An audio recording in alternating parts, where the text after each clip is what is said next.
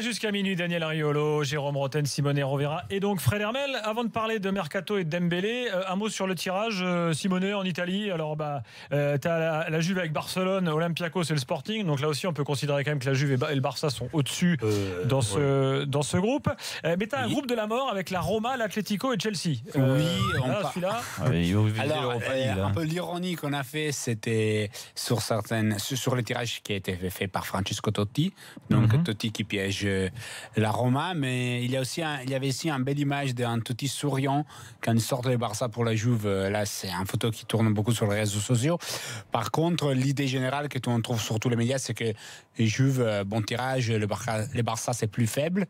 La chose qui fait beaucoup rêver, mais toute la presse, je pense aussi les supporters, ça va être les duels Sarri-Guardiola, City-Naples. C'est-à-dire là, on devrait avoir un magnifique spectacle de football. Non, mais ce groupe-là, Shakhtar, City, Naples, Feyenoord, on peut considérer que City et Naples sont au-dessus. Oui. En Italie, on considère que Naples a sa bonne occasion de passer. Pour la Roma, il faudrait vraiment un gros exploit, même si l'histoire Chelsea, Conte peut donner quelques petits espoirs que les champions d'Angleterre soient un peu plus affaiblis, peut-être à niveau mental, dans les prochaines semaines, mois. Bon. Non. Mais connerie. Quelle connerie. Et connerie, tu vas me dire, Chelsea qui n'a pas fait la Champions League l'année dernière va arriver fatigué. Pas fatigué, mais tu sais très bien qu'est-ce qui est en train de se passer avec Conte. Les disputes avec les dirigeants, les possibilités de départ. Mais c'est pas parce qu'ils ont perdu. Tout le monde s'est attardé sur le premier match. Ça y est, ils sont remis en selle, ils ont gagné à Tottenham. Maintenant, ils vont repartir. C'est une équipe qui est quand même solide. C'est pas à toi que je vais dire que Conte, il a quand même ce caractère, ce charisme-là pour emmener. La question, c'est est-ce que Conte veut vraiment encore rester là-bas? Atlético, moi j'attends. Aussi, en Espagne, on considère que les 4 Espagnols engagés, c'est l'Atlético qui a le groupe le plus compliqué. Ouais, je pense parce parce que là, il y a quand même une certaine égalité entre Chelsea, l'Atlético et Roma. Et surtout, il ne faut pas oublier que l'Atlético n'a pas pu recruter, n'a pas pu inscrire de nouveaux joueurs. Donc voilà, il va falloir. Ils vont pouvoir recruter au mois de janvier, mais au mois de janvier, la phase de groupe sera terminée. Je pense que la Roma va finir 3e. C'est sûr que Diego Costa ne va pas jouer face à l'Atlético ni face à Chelsea, parce que je ne les vois pas marquer un but au Calderon, faire la fête. Il jouera non, mais c'est pas possible. C'est fini. Il sera où, à ton avis?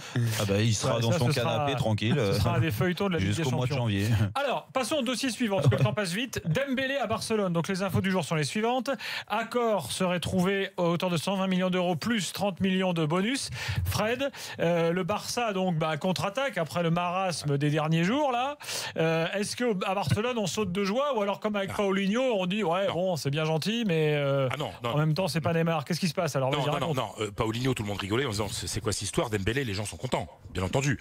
Après, le prix, le problème, c'est quand tu sais qu'un club vient de recevoir 222 millions, les autres en profitent. C'est normal, le Borussia en a profité. Si le Barça n'avait pas eu cette entrée d'argent, jamais Dembélé n'aurait coûté 150 avec les primes, avec les bonus. Ça paraît évident. Donc voilà.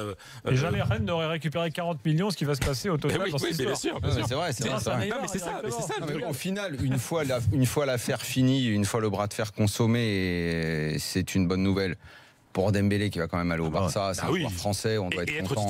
On est content de cette situation-là. On va voir comment ça se passe pour lui. Très bien, tant mieux. Indirectement, c'est bien pour Rennes. Je pense que c'est bien aussi pour Dortmund parce que ils font une plus-value énorme. Donc tout le monde est content. Maintenant, il faut juste que le Barça s'y retrouve. Il faut juste que Dembélé soit bon. Mais ça, après, advienne que pourra, on verra. Mais là, c'est une vraie recrue. Tu comprends? Parce que jusqu'ici, c'était Semedo, c'était Deulofeu qui était revenu au club, et c'était Paulinho. Là, c'est vraiment un joueur dont on parle beaucoup depuis des mois, un bon joueur européen, quelqu'un avec une vraie projection sur l'avenir. Donc voilà. On va pas dire que c'est un sparadrap, parce que le Barça souffre, a une grosse blessure. C'est une bonne piqûre là. C'est bien. Mais attention, Fred, attention au style barcelonais. Il va falloir qu'il s'y mette parce qu'il a beaucoup de qualités, de percussion. Il voit clair. Il est très collectif. C'est pour ça qu'il a fait beaucoup de passes décisives cette année à Dortmund. Il est mieux avec de l'espace que dans le jeu de possession du Barça. Attention, le jeu de possession, les redoublements de passes dans des espaces réduits. Qu'avant aussi. il est plus aussi très absolu qu'avant. Je vous le dis. Ouais, non, mais je veux dire, mais le jeu du Barça, c'est plus le Barça de Guardiola, tu comprends. Malgré tout, dans le championnat d'Espagne, le Barça est habitué à beaucoup dominer et à être dans le camp de l'adversaire. Il est moins à l'aise dans ce genre. Le style Dortmund était a priori plus fait pour lui que le style Barça. Exactement. Mais dans l'urgence du Barça, c'est une bonne nouvelle d'avoir Dembélé parce que c'est une vraie belle recrue. Voilà. Ça ne compense pas le départ de Neymar, mais si d'aventure il y a Coutinho qui arrive aussi. Bon, Dembélé, là ça prend une autre allure. Là, ça commence à avoir Coutinho, là c'est la sacrée recrue et je sais pas si c'est enterré le dossier. Non, ils sont encore au-dessus, c'est encore possible. Donc ça veut dire que d'ici le 31, ça va beaucoup bouger. Hein. Donc la situation au Barça est un petit peu moins Di Maria, grave. Ça se fait pas, il reste au PSG Di Maria. Mais personne n'en voulait. Ils auraient imaginé ici que c'était vraiment récupérer un mec qui était plus Real, qui n'a pas vraiment fonctionné au PSG. Là, ça aurait été une catastrophe pour le Barça. Mais là, Messi, il voulait quand même. Ouais, enfin, oui. Messi a fait des appels directs à Di Maria pour. Tu sais que ces derniers jours, ils ont quand même envoyé des fléchettes partout. Hein. Ils voulaient absolument faire des recrues. Ah, mais il fallait du monde, bien sûr. Le cas Dembélé. Non, mais moi, je vous dirais dans un jour ou 2 jours, exactement ce qui s'est passé pour un joueur, c'est hallucinant. Vraiment hallucinant. Là, je peux pas parce que voilà, hallucinant dans quel sens? C'est hallucinant comment ils ont essayé de recruter certains joueurs. Comment ils ont traîné quoi. Ouais. Ils se sont mis à genoux. Comment ils ont traîné et ils se sont dit tiens, on va tenter celui-là, il faut absolument le faire. Partir un peu dans tous les sens. Avec série notamment. C'est un petit peu en boîte, c'est à 14 du matin en boîte quoi. Je te parle même plus de série. Là, je te parle pas de série, je te parle d'un autre joueur. Et je vous dis, quand je pourrais le dire, je dirais le nom. C'est incroyable. Et après, ils se sont mis. Donc, ils ont trouvé l'accord avec Dembélé. Donc, ils ont arrêté leur connerie d'aller voir un peu tout le monde. Et donc, ils veulent pas relancer Verratti, là à mon avis, c'est non, le barrer. Non, parce que je pense que la relation entre les la meilleure nouvelle pour le PSG, ce serait de se débarrasser de lui. Hein. Alors, maintenant, j'aimerais qu'on passe, et ça vous ils vont prendre Fabinho va prendre sa place. Verratti sur le banc, à part faire chier le monde, je vois pas ce qu'il va faire. Il a pris 3 matchs de suspension. Là, il a pris 3 matchs parce qu'il a mal parlé à l'arbitre. Fabinho, il va pas venir. Il y avait une chose qui devait clairement 80 millions, il fallait vendre. Après, il va être prolongé le carton. Alors, j'aimerais, ça va tout le monde va donner son avis maintenant sur le dossier Mbappé. Non. S'il vous plaît. Info du soir concernant Mbappé. On négocie encore ce soir pour le transfert de Kylian Mbappé et de Fabinho entre Paris et Monaco. Donc les deux dossiers sont toujours liés. Écoutez-moi bien. Le PSG a soumis une offre avoisinant 150 millions d'euros plus Lucas à Monaco pour les 2 joueurs. Pour les 2 joueurs. Hein. Donc 150 millions plus Lucas pour Fabinho et Mbappé. Le problème, c'est que pour l'instant, Lucas n'a pas donné d'accord pour aller à Monaco. Il est blessé par ailleurs. Bon, bref, il n'est pas dans le groupe pour jouer demain face à Saint-Etienne. Fabinho et Mbappé, eux, veulent aller à Paris. Et Guedes, il y a aussi une histoire de prêt éventuel à Valence qui est toujours dans les tuyaux. Donc voilà la situation ce soir. Non, mais qu'il aille Fabinho et Mbappé contre 150 millions et un joueur. Donc, Fabinho et Mbappé plus un joueur. Les prix d'Mbappé est devenu Mbappé plus Fabinho. Je t'annonce que c'est pas possible que Monaco accepte ça. Que ils acceptent le départ d'Mbappé parce que l'offre elle est énorme. Il y a 2 mois, c'était absolument impossible qu'Mbappé s'en aille. Il y a 1 mois, c'était impossible qu'Mbappé aille au PSG. Résultat, Mbappé non. Alors moi, je vais te contredire là-dessus. Dire le cas Mbappé, c'était pas comme tu dis il y a 2 mois impossible qu'il s'en aille. Écoute, parce que moi, je te dis pas que toi ou moi, parce que moi, je savais qu'il allait venir, mais ce que les dirigeants et la plupart des observateurs nous disaient, c'était que c'était impossible. Mais aujourd'hui, ce qui est sûr, c'est que le Paris Saint-Germain était sur l'affaire, que le Real Madrid s'est renseigné et Fred. Non, plus que renseigné. Oui. Tu veux que je te dise quelque chose? Vas-y, Fred. Quand cet été, on était en vacances, le journal Marca avait annoncé un accord entre le Real et Monaco pour 180 millions. J'avais envoyé un message à quelqu'un d'important, pas Zizou, et la réponse dit c'est vrai, Nana. Et la réponse était malheureusement ce que dit Marca n'est pas vrai. C'est-à-dire que à ce moment-là, au Real, on savait déjà que c'était plus possible d'avoir Mbappé. Oui, ils ont vite su que ce serait le PSG. Non, mais exactement. Et non, mais attends, c'est ça que même le Prince Albert est intervenu sur le dossier Mbappé. Il partira pas, il va dîner, et blabla, et tout ça. Hein. Daniel, c'est pas à toi que je vais faire ça, même à Fred. Ce que je veux dire, quand un joueur, avec la saison qu'il vient de faire, il y a une incertitude, il prolonge pas. Il se met pas d'accord avec ses dirigeants tout le mois de juin, tout le mois de juillet. Et comment ils vont retenir Fabinho alors, qui veut absolument partir? Ah ouais, non mais Fabinho c'est différent parce que Fabinho il a re-signé, il a renégocié et qu'au bout d'un moment les dirigeants ils sont capables, et c'est ce qu'ils lui ont dit, écoute, t'as signé un contrat, t'es champion de France, t'as fait une super année, mais nous si on est en droit... Mais tu sais bien comment c'est quand le mec veut absolument partir. Oui, sauf que c'est pas une offre à 150 millions. C'est qui son agent à Fabinho? Je sais pas. C'est voilà. Donc oui, mais c'est différent. Le cas Fabinho il est différent. Mbappé, et moi là-dessus tu peux pas dire les dirigeants monégasques qu'est-ce qu'ils font et tout, ils sont trop traînés. Je dis pas ça. À 150, 180 000, mais vendez-le, vous avez raison. Évidemment. Alors, 150 les deux, plus un joueur qui n'a même pas envie de venir et qui est peut-être un salaire qui... Tu peux donner deux, tu peux donner Lucas, rien à voir avec le salaire aujourd'hui. Tu fais ça va, c'est pas la poubelle à Monaco, c'est bon, tu te fous de moi quoi. Lucas, comme il est donné ce soir, Monaco se fait avoir. Mais bien sûr. Non mais pourquoi? Parce que vous le prix de mercato d'aujourd'hui, tu disais Fred mauvaise foi, et tu vas me dire que Guedes c'est une bonne occasion pour Monaco.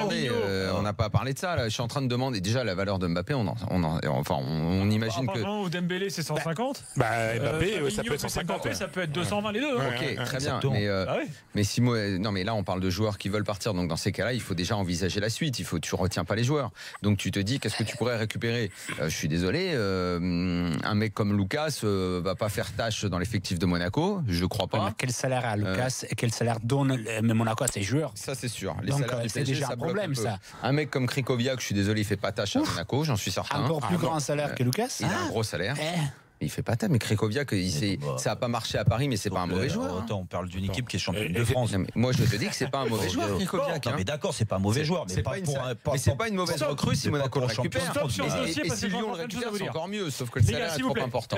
J'ai d'autres infos mercato à vous donner encore ce soir. Non, mais attends, tu me coupes, toi, je peux pas même pas réagir là-dessus. Ah ouais, d'accord. Je dis rien. Je dis rien. Tu crois que c'est un type, Krikoviak? Mais non. Du sage, Daniel, il a parlé. Wenger s'exprime et il dit non, Lemar ne viendra pas. Monaco a fermé la porte, donc voilà. Lemar reste, lui, c'est maintenant définitif. Lemar, il attendra l'année prochaine. Et certains, il attendra effectivement l'année prochaine. Des nouvelles également au niveau mercato de Zlatan, qui ça y est, s'est fait à re-signer à Manchester United pour 1 an. Et puis, nouvelle de Clément Grenier, qui dit aujourd'hui à Édouard G: j'attends qu'on me donne ma chance, je veux rester dans mon club formateur, l'OL. Très bien. Voilà. J'espère qu'on lui donnera et surtout j'espère qu'il sera à la hauteur de ce qu'on va lui donner. Qu'il soit en forme physique et déjà c'était ça fait quand même très longtemps qu'il joue plus maintenant. Il joue plus, quoi. Grenier, on l'a oublié. Grenier. Bon, à Roma il a pas joué. À Roma ça n'a pas marché, Simone pour il a joué 20 minutes sur la saison. Après Pep Genesio il relance des joueurs. L'année dernière Darder il jouait quasiment pas, c'est un titulaire. Donc pourquoi pas Grenier. C'est un bon joueur Grenier. Dans l'absolu j'aimais beaucoup, mais ça fait très longtemps qu'on l'a pas vu maintenant. C'est qu'il est resté longtemps à la cave.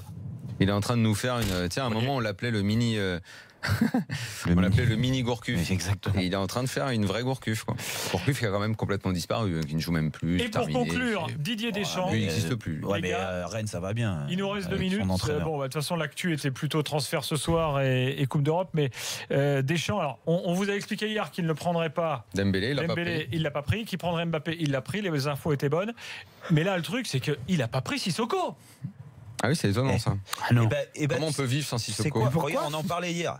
Donc moi il m'a trahi à la dèche parce que moi j'ai dit putain il est obligé de prendre son soldat, il l'a pas pris. Mais à l'arrivée, moi où je suis rassuré et Daniel va pas se plaindre, ce que je veux dire c'est qu'il remplace Sissoko par quand même des joueurs de foot. Au milieu de terrain, on peut pas dire qu'il n'y a pas des joueurs de football. Neymar, N'Golo Kanté, Pogba, Rabiot, Tolisso et Matuidi. Mais franchement, s'il arrive à trouver je pense que c'est il s'est rendu compte qu'en Suède, il avait fait une connerie peut-être alors je veux pas tout mettre sur Sissoko, mais de densifier son milieu, d'avoir un milieu plus solide. Et à l'arrivée, il l'a pris dans la tête parce qu'ils ont perdu sur une erreur de Lloris. Et là, il se dit ça va passer peut-être par le jeu, enfin. Et dans le milieu de terrain, je veux des vrais joueurs de football. Jérôme, tu vas me répondre. Ce sera le mot de la fin. Je te donne les attaquants. Tu me dis qui tu aurais enlevé pour mettre Germain, vu que tu parlais de Germain en équipe de France tout à l'heure.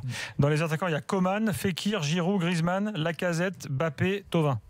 C'est dur, hein. Mais non, le problème c'est que Germain c'est un 9, donc t'es tenté de dire Coman, mais c'est pas le même poste. Ouais. Et puis Coman il l'adore la dèche. Et regarde, Coman il reprend un peu de temps de jeu et comme par hasard il rappelle direct. Qui sont les neufs? Coman et Mbappé. Lacazette et Giroud? Bah oui, les vrais neufs, c'est Lacazette et Giroud. Écoute, moi, c'est compliqué. J'ai parlé avec Didier, il m'a parlé de Coman, il me l'a vendu comme voilà. Moi je le vois pas. Non, mais, et donc ça m'étonne pas qu'il soit pris avec si peu de temps de jeu. Merci Fred, merci.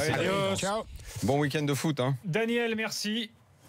Jérôme, merci. L'after sera là demain soir dès la fin de PSG Saint-Etienne avec Nicolas Villas aux commandes. Ali Benarbia qui sera de retour également demain soir. Ça va être somptueux. Bonne nuit à tous et à demain soir dans l'after.